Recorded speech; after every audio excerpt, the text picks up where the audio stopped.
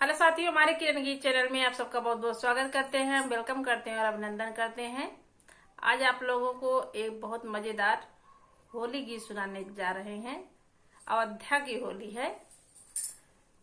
Hello साथियों, सुशीला किरण के गीत चैनल में आप सबका स्वागत करते हैं। आज हम लोग होली गीत सुनाने जा रहे हैं सभी अयोध्या वासी को, सभी यूट्यूब वासी को, सब दीदी भैया बहनी चाची माई काकी जे क्यों लागत है सबका होली की हार्दिक शुभकामनाएं।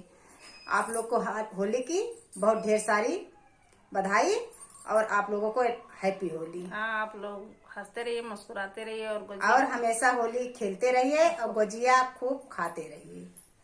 और बहुत प्यारा होली गीत है अयोध्या के अवध श्री राम के ऊपर। आप लोग फुलवाज करके जरूर सुनिएगा ये होली गीत।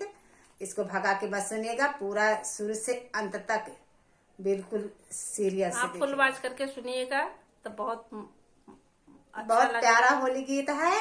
और हम लोग आज होली के पर्व पर ये अवध की होली गीत हम लोग डाले हैं चैनल पर। अयोध्या के है इसीलिए राम की होली हम लोग सुनाने जा रहे हैं, क्योंकि अयोध्या के है तो पहले राम से ही शुरुआत करें। होली गीत बहुत सुंदर गीत है, आप लोग जरूर सुनिएगा और दोनों चैनल का ज्यादा से ज्यादा आप लोग सपोर्ट कीजिएगा। चलिए हम लोग आप लोगों को सुनाते हैं ये होली गीत। सिया निकलिया अयोध्या की ओर, होलिया खेले राम लला। सिया निकलिया अयोध्या की ओर, होलिया खेले राम लला। राम लला हो रघुनाथ लला, राम लला हो रघुनाथ लला। कि भैले अवध नगरिया में सोर, होलिया खेले राम लला। कि भैले अवध नगरिया में सोर, होलिया खेले राम लला।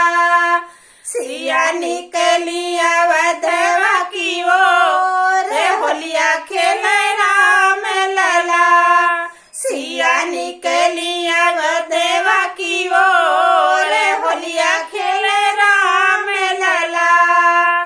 के करे राम के करे भैया लक्ष्मण, के करे राम के करे भैया लक्ष्मण।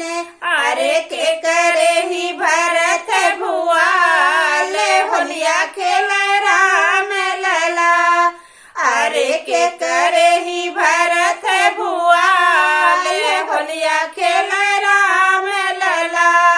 सिया निकली अवधवा की ओर, होलिया खेले राम लला। सिया निकली अवधवा की ओर, होलिया खेले राम लला। कौशल्या के राम सुमित्रा भैया लक्ष्मण, कौशल्या के राम सुमित्रा भैया लक्ष्मण।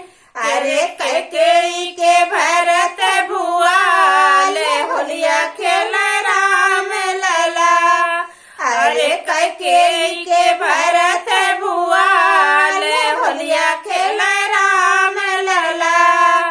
सिया निकली अवधवा की ओर, होलिया खेले राम लला। सिया निकली अवधवा की ओर, होलिया खेले राम लला।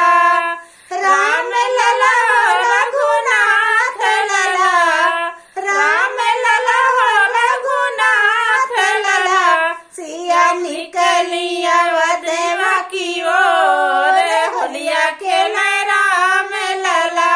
सिया निकली अवधवा की ओर, होलिया खेले राम लला। कि करे ही हाथ कनक पीछे कारी, के करे ही हाथ कनक पीछे कारी।